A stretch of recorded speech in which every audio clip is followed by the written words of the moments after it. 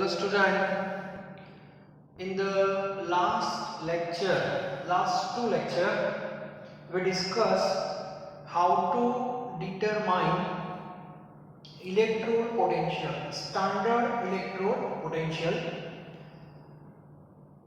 with the help of hydrogen SHE और बाद में उसको प्रॉपर वे में अरेंज करना है in the form of series and that is called ECS electrochemical series और उसकी एप्लीकेशन जो है वो भी हमने डिस्कस कर ली है।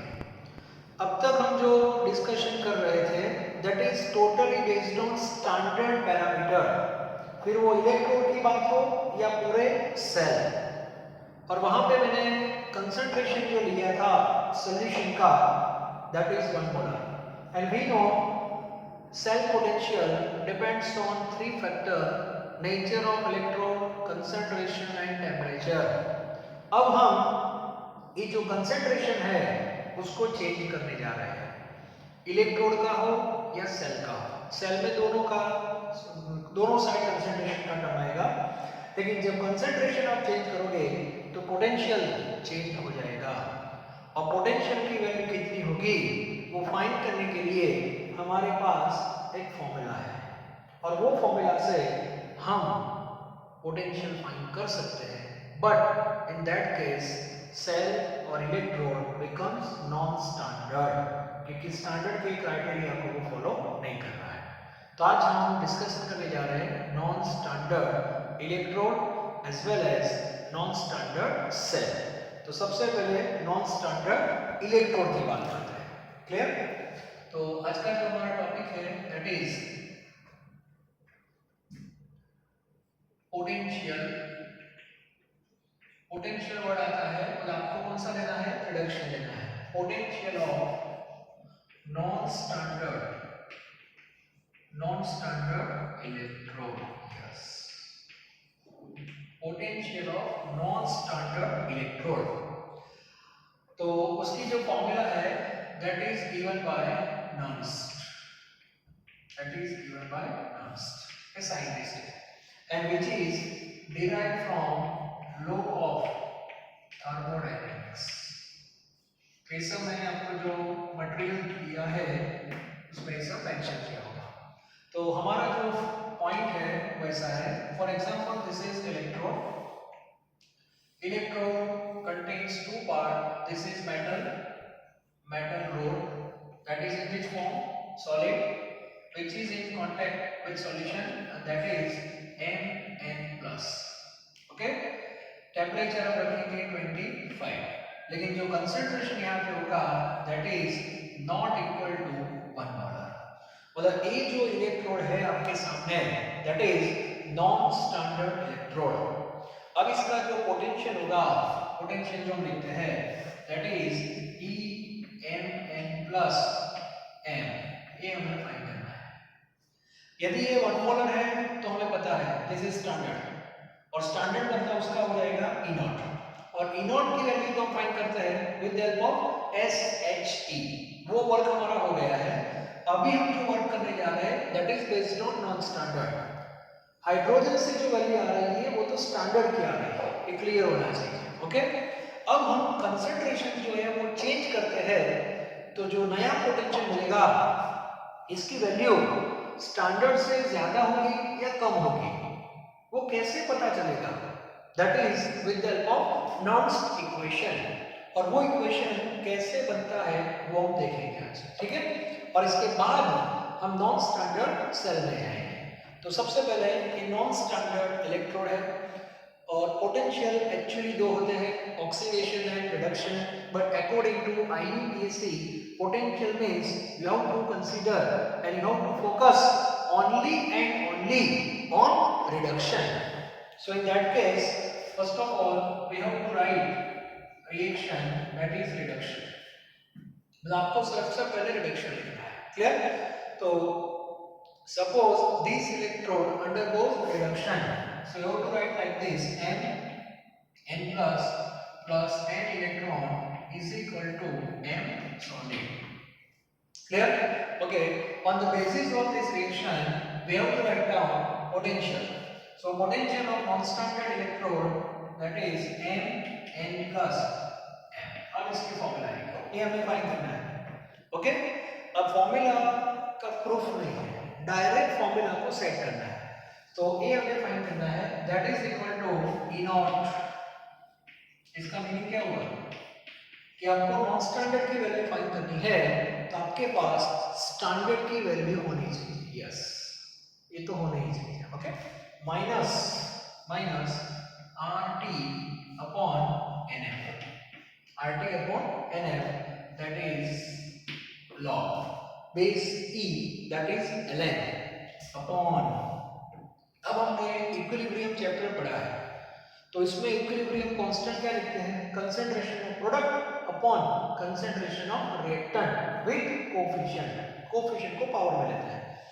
तो और वहां पे मैंने आपको बताया था कि चार कंपोनेंट में से सॉलिड और लिक्विड को कंसीडर नहीं करना है क्योंकि वो कांस्टेंट होता है, और यहाँ पे उनकी वैल्यू जो है that is accepted to be 1. तो इसका मीनिंग हुआ ये जो हमारा रिडक्शन है इसमें प्रोडक्ट कौन है? M सॉलिड, लेकिन सॉलिड को कंसीडर नहीं करना है, इट मींस 1. क्लियर? अपॉन ये आयन है, और आयन को कहाँ लिखेंगे? ब्रैकेट में Mn plus.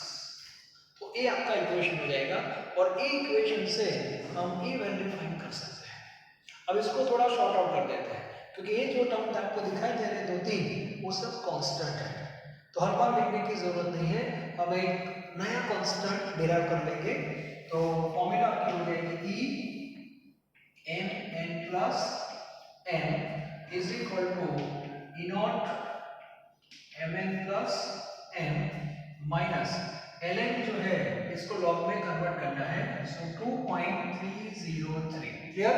Value of R in terms of joule 8.314. Temperature 25 means 298 kelvin. n that is a variable, वो चेंज होता रहेगा. F जो है दैट इज फैराडेस कांस्टेंट, और इसकी जो वैल्यू है दैट इज 96500 कूलम. ये क्लियर होना चाहिए. एक्चुअल वैल्यू है 96487, लेकिन हम यहाँ पे राउंड ऑफ लेते हैं. ओके, और बाद में ln हो जाएगा log 1 upon Mn plus. Clear? और बाद में इसको शॉर्ट आउट कर देंगे E Mn plus M.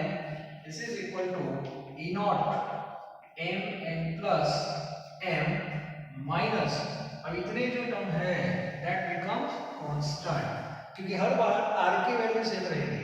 Temperature 99% 25 ही होगा, फिर भी एग्जाम में आप एक बार चेक कर लेना, मतलब 298 फिक्स हो जाएगा, और फैराडेस कांस्टेंट भी फिक्स है. तो इसको आप सॉल्व करोगे एलसीएम में तो आपको वैल्यू मिलेगी 0.059 upon n, and that is log 1 upon Mn plus. और ये फॉर्मूला से हम पोटेंशियल फाइंड कर सकते हैं. किसका पोटेंशियल? Non standard electrode. और E जो वैल्यू है, हम 2-3 चीजें फाइंड करेंगे. इसमें वैल्यू तो फाइंड करेंगे, साथ में हम स्टैंडर्ड के साथ कंपैरिजन भी कर सकते हैं कि स्टैंडर्ड के कंपेयर में नॉन स्टैंडर्ड की वैल्यू कम आ रही है कि ज्यादा आ रही है.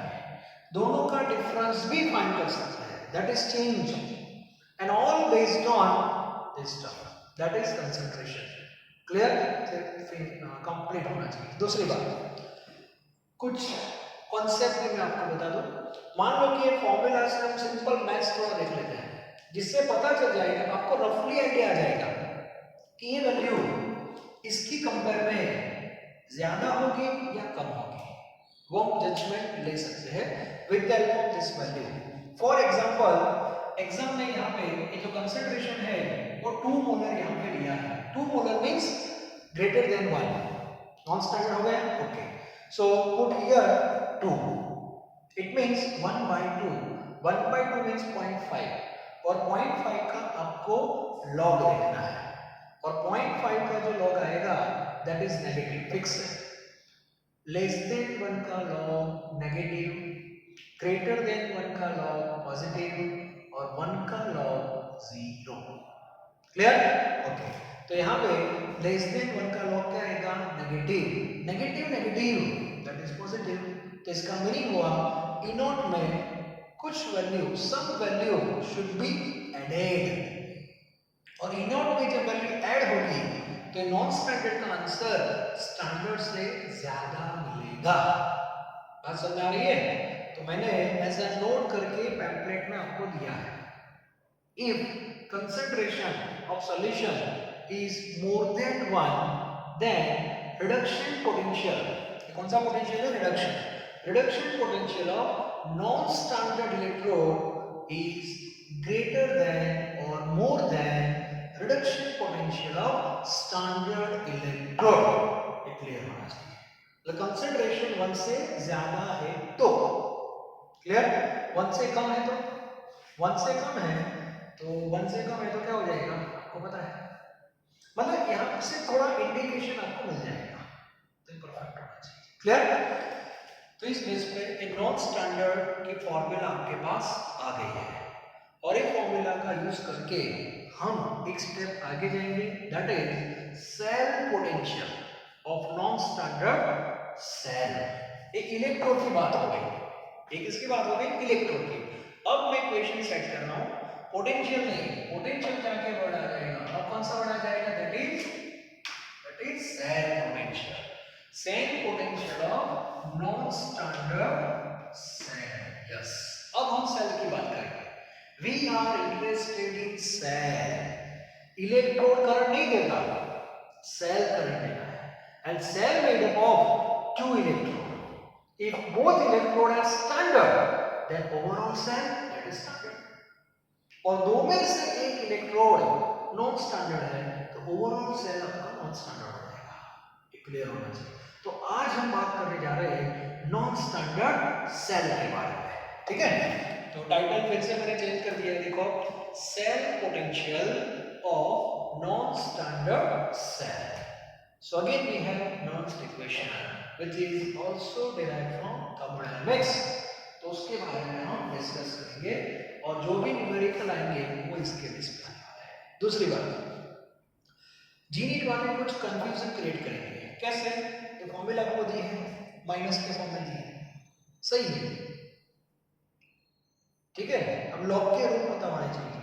न्यूमेरेटर और डिनोमिनेटर जब आप इंटरचेंज करोगे तो आगे साइन चेंज हो जाती है, तो ये माइनस की जगह प्लस हो जाएगा। मतलब यहाँ पे प्लस कर दिया तो mn प्लस ऊपर आ जाएगा और 1 नीचे आ जाएगा, ठीक है? ओके, तो अब हम बात करने जा रहे हैं नॉन स्टैंडर्ड सेल के बारे में, ठीक है? Non standard cell. अब नॉन स्टैंडर्ड सेल का एग्जांपल हम लेंगे, और हमारे पास बेसिक एग्जांपल है इसका डेनियल। यस, तो डेनियल का हम एग्जांपल ले रहे हैं। तो सबसे पहले जो एग्जांपल हम लेंगे नॉन स्टैंडर्ड सेल का, that is Daniel cell.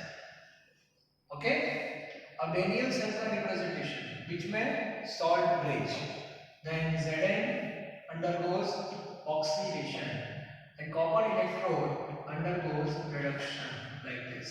Okay, ये हमने पढ़ लिया है। अब यहाँ पे जो कंसंट्रेशन है वो C1 और C2 में लिख रहा हूँ, मतलब एक नॉन स्टैंडर्ड हो गया। दोनों साइड 1-1 है, दैट इज स्टैंडर्ड, याद रखना। 1-1 है तो स्टैंडर्ड, 1-2 है तो नॉन स्टैंडर्ड, 2-1 है तो नॉन स्टैंडर्ड, 2-2 है तो नॉन स्टैंडर्ड, 2-2 है फिर भी नॉन स्टैंडर्ड। सर ऐसा कैसे? दोनों सेम है, स्टैंडर्ड के क्राइटेरिया में सेम कंसंट्रेशन नहीं है। कितना है? 1-1, क्लियर होना चाहिए। ओके, तो अभी मैंने C1 और C2 लिख दिया, इट मींस 100% नॉन स्टैंडर्ड हो गया। क्लियर? ओके, तो सबसे पहले आपको ये क्लियर होना चाहिए। इसके बाद मैं रेडॉक्स लिख रहा हूं, रेडॉक्स, डायरेक्ट रेडॉक्स। तो Zn undergoes oxidation, so Zn convert into Zn2+, और याद रखना दो इलेक्ट्रॉन रिलीज हो गए, और ये दो इलेक्ट्रॉन गेन कौन करता है? Cu2+। So you have to write like this, Cu2+ convert into Cu solid. So Zn और Cu both are in solid form, तो ये आपको पता होना चाहिए। ओके, अब इसका जो इक्वेशन आएगा वो हम डिराइव करने जा रहे हैं with the help of non standard electrode. तो सबसे पहले नॉन स्टैंडर्ड डैनियल सेल है। नॉन स्टैंडर्ड डैनियल सेल ये उसका रेडॉक्स है और ये उसका cell potential that is E cell. तो ई सेल तो बेसिकली क्या है, डिफरेंस ही है। तो डिफरेंस किसका लेंगे, कॉपर माइनस जिंक, ऐसे सॉरी जीरो नहीं आएगा, Cu2 plus Cu minus Zn2 plus Z, ये आपको पता है। अब हमारे पास ये नॉन स्टैंडर्ड का सेल पोटेंशियल हो गया। अब इन दोनों की वैल्यू हम लाएंगे आगे जो मैंने पढ़ा है उस हिसाब से। ओके, चलो सबसे पहले हम बात करेंगे ई वैल्यू की। चलो अभी हमने लिखा ही है, वही मैं लिख रहा हूँ, E cell is equal to, मैं डायरेक्ट वैल्यू सेट कर रहा हूँ इसकी वैल्यू, नॉन स्टैंडर्ड की वैल्यू क्या है बताओ, E naught Cu2 plus Cu minus इसकी वैल्यू लिख रहा हूँ अभी मैंने पढ़ाया वो m वाला जनरल फॉर्म, अब कॉपर के फॉर्म में लिखना है। ओके, 0.059 अपॉन, अभी n लिख रहा हूँ मैं, अपॉन 2 है तो अभी मैं लिख रहा हूँ लॉग क्या था कॉपर में 1 अपॉन mn प्लस, तो 1 अपॉन Cu2 प्लस। तो ये फॉर्मूला किसकी हो गई, इसका पार्ट हो गया, बस इतना पार्ट क्लियर। माइनस, चलो अब Z है नॉन स्टैंडर्ड, तो इसकी वैल्यू हो जाएगी E naught Zn2 plus Zn minus 0.059 upon n log 1 upon, और यहाँ पे हो जाएगा Zn प्लस, क्लियर। तो इस बेस पर फॉर्मूला लिख सकते हैं। Now simplification, that is E cell is equal to, अब दोनों ब्रैकेट को ओपन करेंगे तो मुझे बताओ किसको मैं स्टैंडर्ड के साथ ले रहा हूं, मतलब ई नॉट Cu2 प्लस Cu ऐसे माइनस ई नॉट Zn2 प्लस Zn, ये पार्ट हो गया। चलो अब ब्रैकेट को जब आप ओपन करोगे तो ये दो पार्ट में क्या होगा, तो ब्रैकेट जब ओपन हो जाएगा तो ये माइनस होगा, ये माइनस और ये माइनस माइनस प्लस हो जाएगा। अब मैं फिर से माइनस लिख रहा हूँ और ब्रैकेट बना रहा हूँ, कॉमन निकालो 0.059 अपॉन n, ठीक है। तो यहाँ पे क्या हो जाएगा, log 1 upon Cu plus 2 minus 1 upon log 1 upon Zn2 plus.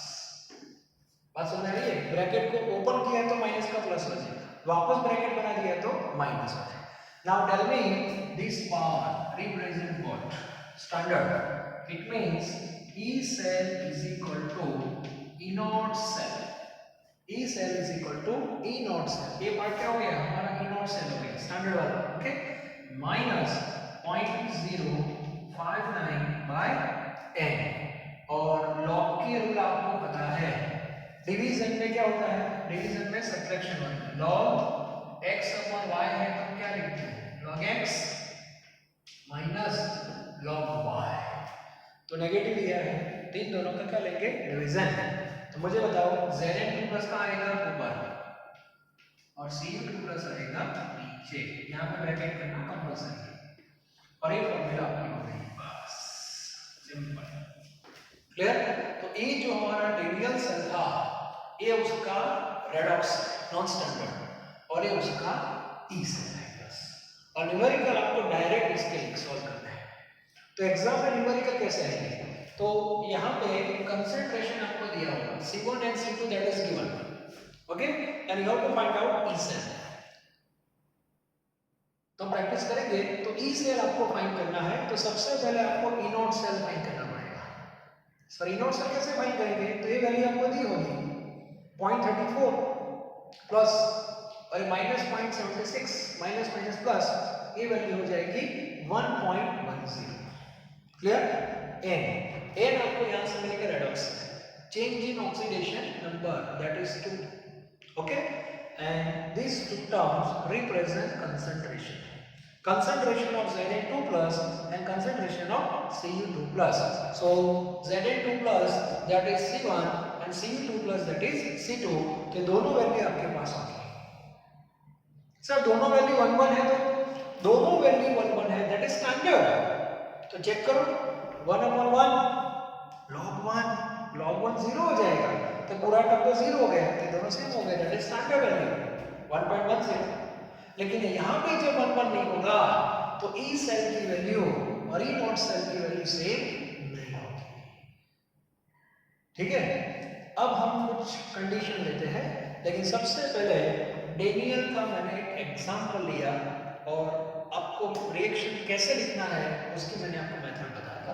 Okay, आगे मैं प्रैक्टिस में करने वाला हूँ, लेकिन पहले ये फॉर्मूला कैसे आई नॉन स्टैंडर्ड सेल की, मेन तो यही है, लेकिन इन दोनों की वैल्यू हमारे पास होनी चाहिए, और इन दोनों की वैल्यू कहाँ से आई, आगे वाली जो थियरी थी वहां से, नॉन स्टैंडर्ड इलेक्ट्रोड से।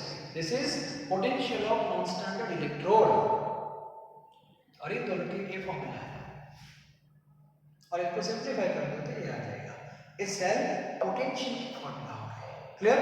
अब ये फॉर्मूला के बेस पे कुछ क्वेश्चंस जेडबलई और नीट में आते हैं, पर्टिकुलर डेनियल सेल के बारे में, तो उसके बारे में हम थोड़ा डिस्कशन कर देते हैं। पैम्फलेट में सब कुछ लिखा हुआ है, बस आप देखते जाओ। ओके, तो सबसे पहले कुछ कॉन्सेप्ट मैं आपको बता दूं, इससे पूरा टॉपिक आपका और भी ज्यादा क्लियर हो जाएगा।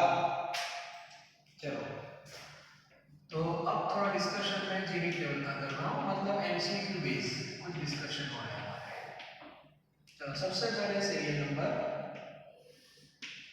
डेनियल के लिए लिख रहा हूँ, मतलब Zn2 प्लस का कंसंट्रेशन, यहाँ पे Cu2 प्लस का कंसंट्रेशन, और यहाँ पे रिलेशन बिटवीन ई सेल है, इन दोनों के बीच का relation, which one is more और which one is less. Now number 1, concentration of Zn2 plus that is suppose 1 and Cu2 plus that is greater than 1, मतलब ZnSO4 का कंसंट्रेशन 1 है और CuSO4 का कंसंट्रेशन मोर देन 1 है, मोर देन 1, तो पूरा जो सेल होगा दैट इज नॉट स्टैंडर्ड। अभी मैंने बताया स्टैंडर्ड किसको बोलते हैं, दोनों साइड 1 1 है तो स्टैंडर्ड, एक साइड भी 1 है नॉन स्टैंडर्ड।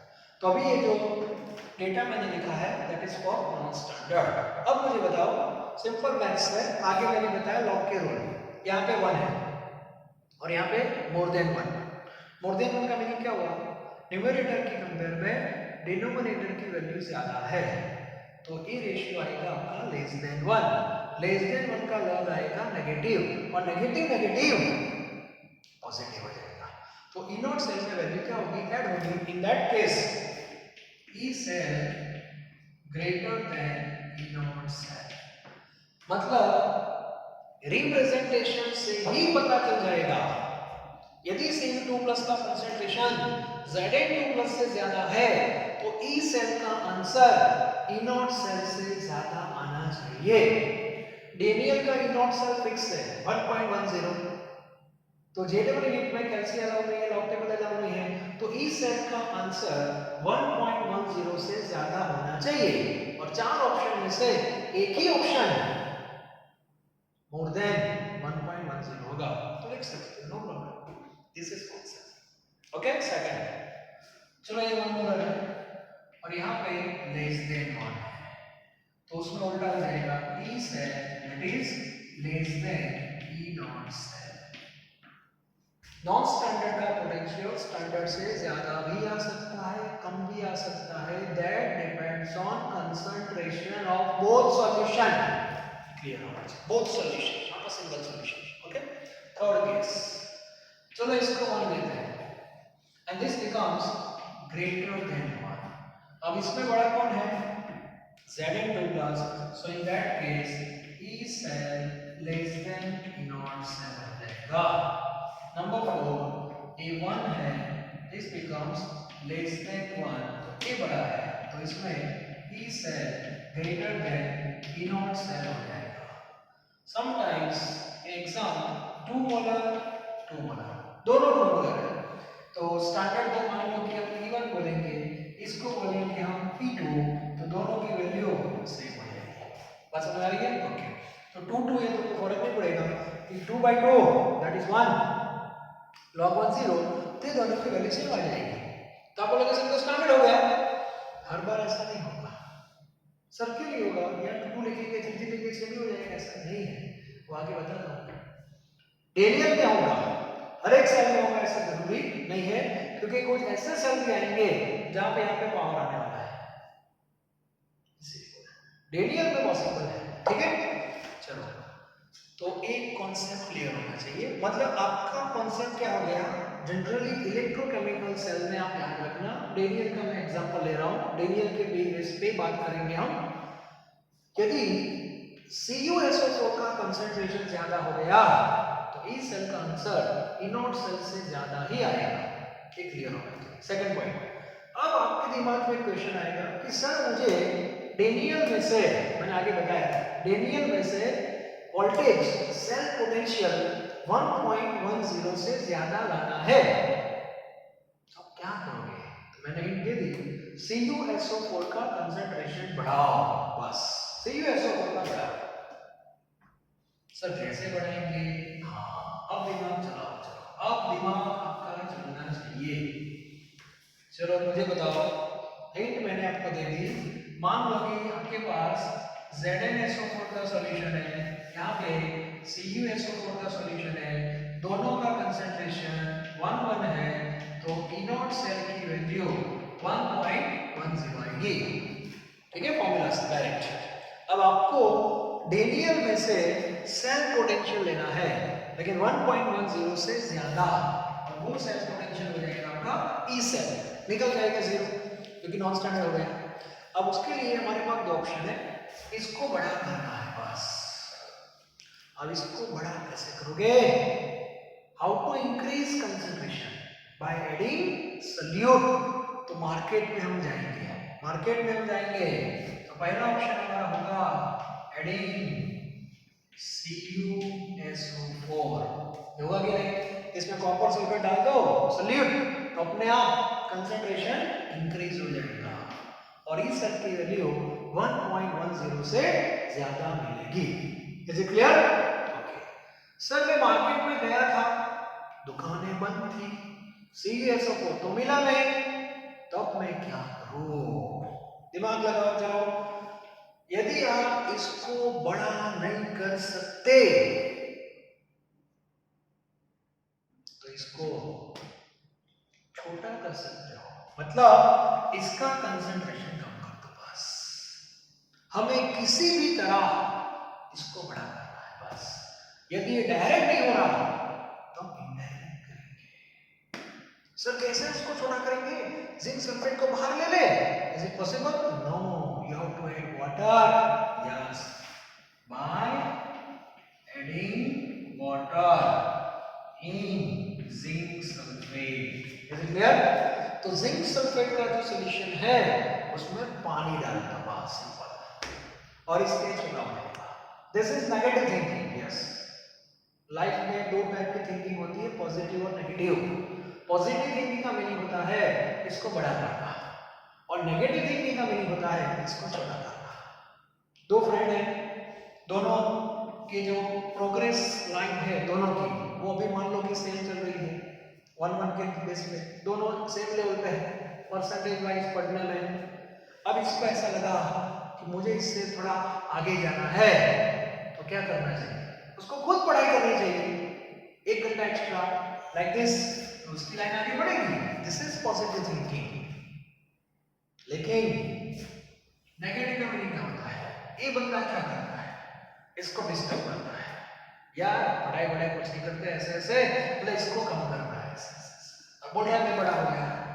वो खुद पढ़ता है, दूसरों को पढ़ने नहीं देता, दैट इज नेगेटिव थिंकिंग। ऐसे लोग भी सोसाइटी में होते हैं, स्टूडेंट लेवल में भी होते हैं, मार्केट में, बिजनेस में भी होते हैं, ये भी आपको पता होना चाहिए। लेकिन लाइफ में पॉजिटिव थिंकिंग से ही आगे बढ़ना चाहिए, क्योंकि जब आप ऐसा करते हो, इसको छोटा दिखाते हो, तो जो सोसाइटी है दैट इज मिरर, वे पूरा ऑब्जर्व कर रही है आपका बिहेवियर, आप क्या कर रहे हो। और इसीलिए again I repeat, enjoy life with positive thinking. ठीक है, ये क्लियर होना चाहिए। तो मैं नहीं बोल रहा हूँ, साइंस बोल रहा है, तो ये भी क्लियर होना चाहिए। तो ये है हमारा सेल्फ पोटेंशियल की फॉर्मूला, और उसको हम स्टैंडर्ड के साथ कैसे कंपेयर करेंगे, कब क्या होगा, कौन बड़ा होगा, कौन छोटा होगा, वो पता चल जाएगा।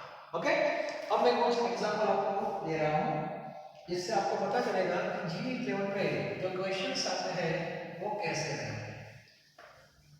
न्यूमेरिकल तो देखेंगे नेक्स्ट लेक्चर में, लेकिन उससे पहले how to write E cell clear होना चाहिए। ओके, तभी आप न्यूमेरिकल लिख सकते हो। तो अब जो मेरा टॉपिक है that is right reaction, right reactions. इसमें ऑक्सीडेशन आ जाएगा, रिडक्शन आ जाएगा, रेडॉक्स आ जाएगा, and Nernst equation for following non-standard cell, non-standard cell। Sir diagram दिया होगा? नहीं, रिप्रेजेंटेशन। तो मैं दो एग्जांपल दे रहा हूं। सबसे पहले Mg2+ salt bridge, Al3+ और Al। डेनियल तो आपको पता है, अब मैं दूसरा एग्जांपल ले रहा हूं, ओके, जिससे आपका कॉन्सेप्ट अब ज्यादा क्लियर हो जाएगा। सबसे पहले हमें लिखना है ऑक्सीडेशन। तो एनोड है और एक कैथोड है, तो जो एनोड पे इलेक्ट्रोड है उसका ऑक्सीडेशन दिखाना है। And how to represent oxidation reaction to increase oxidation number. तो हमें लिखना ऐसे है Mg gives Mg2+ plus 2 electron, and this is oxidation. Now what about reduction? So aluminum electrode undergoes reduction. तो आपको रिएक्शन कैसे दिखाना है? To decrease oxidation number. It means cathode Al3+ plus 3 electron gives aluminum solid, and finally we have to add, and that is redox. अब electron तो same है नहीं, तो इसको 3 से मल्टीप्लाई कर दो और इसको 2 से। मैंने आपको बताया था जब आप रेडॉक्स लिखते हो तो ऑक्सीडेशन और रिडक्शन का बैलेंस होना चाहिए रिगार्डिंग नंबर ऑफ इलेक्ट्रॉन्स। तो इसको 3 से मल्टीप्लाई कर देते हैं, सो 3Mg2+ and 6 electron, and here 2 6 and 2, so 6 electron will cancel. So finally 3Mg solid plus 2 Al3 plus gives 3Mg2 plus 2 Al solid। ये क्लियर होना चाहिए। और उसमें हमने n कितना लिया? 6 लिया। कितने इलेक्ट्रॉन आपने कैंसिल किए for this particular redox? That is n। Overall change in oxidation number, that is 6. Okay, now this is our redox. Now Nernst equation, that is E cell. So you have to write like this, ये पूरे cell का reaction लिखना है, ठीक है?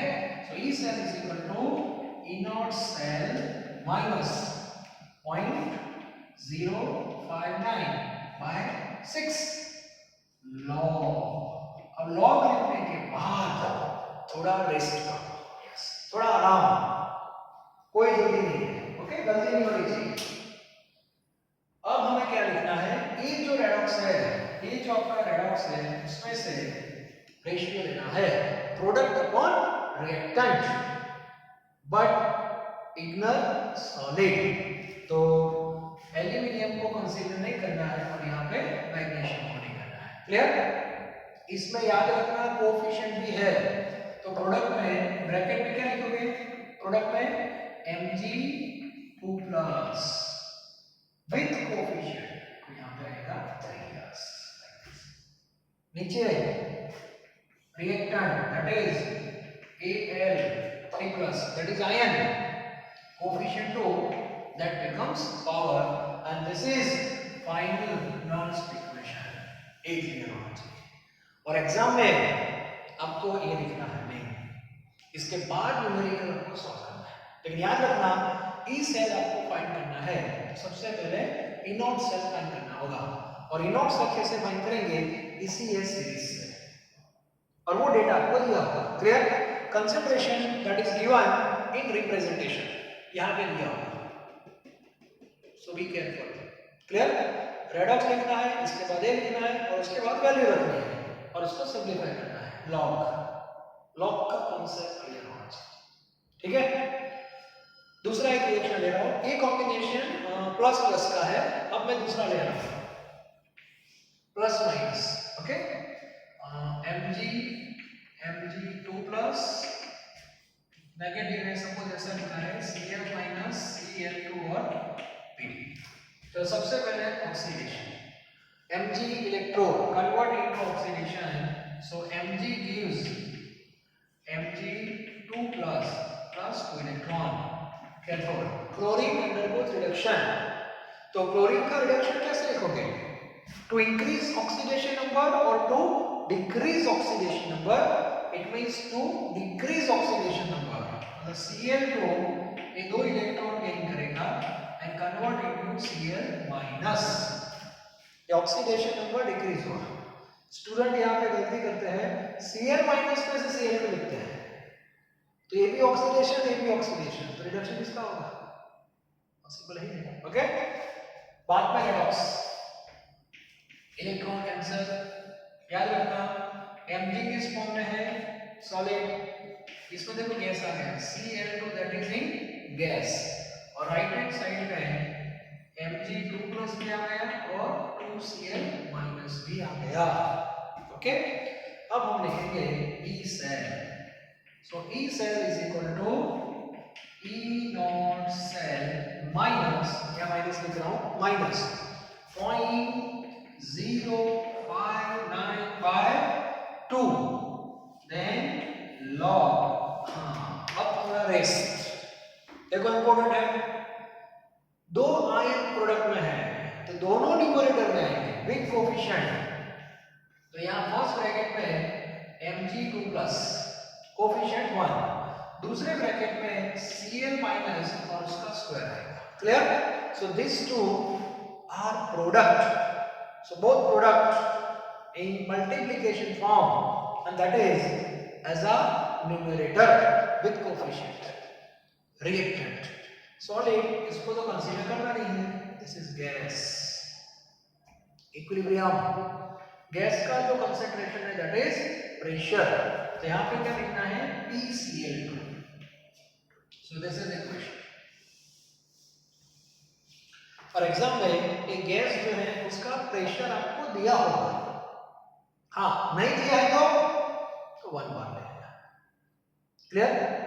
तो ये हो गया नर्न्स इक्वेशन। तो आज का मेरा जो टॉपिक था उसमें how to write cell potential of non standard cell, एक कंक्लूजन था। और कल आप देखना हम नेक्स्ट लेक्चर में इससे रिलेटेड एमसीक्यू नहीं, सॉरी न्यूमेरिकल हम चेक करने वाले हैं। और बोर्ड की जो एग्जाम है उसमें न्यूमेरिकल आता है, नॉन स्टैंडर्ड। स्टैंडर्ड के लिए आएंगे, स्टैंडर्ड का सेल पोटेंशियल तो ई नॉट सेल है, और ई नॉट सेल तो डायरेक्ट ईसीएस से आ जाएगा, बस वैल्यू को माइनस कर दो, that is E not cell. लेकिन एक बात याद रखना, ई सेल आपको फाइंड करना है तो ई नॉट सेल तो आपको फाइंड करना ही पड़ेगा। और इससे 3 क्वेश्चन के आंसर मिलेंगे। What is the value of E cell? Number 1, ठीक है। Second, how much increases, that is difference. Change, that is also difference. Okay, तो ये सब हम देखेंगे न्यूमेरिकल में। Thank you very very much. Lecture बहुत इंपॉर्टेंट था, स्क्रीनशॉट ले लेना। पीडीएफ में, पैम्फलेट में पूरा मैंने लिख के दिया है आपके लिए, लेकिन आपको फिर से एक बार नोट्स में लिखना है, दैट इज कंपल्सरी। तो ये हमारा हो गया नॉन स्टैंडर्ड इलेक्ट्रोकेमिकल्स। केमिकल मैंने 3 बताए थे, याद है? एक स्टैंडर्ड, एक नॉन स्टैंडर्ड और एक लास्ट है दैट इज कंसंट्रेशन सेल। आपके सिलेबस में है नहीं, फिर भी मैं पढ़ा दूंगा। ठीक है, थैंक यू, बाय बाय।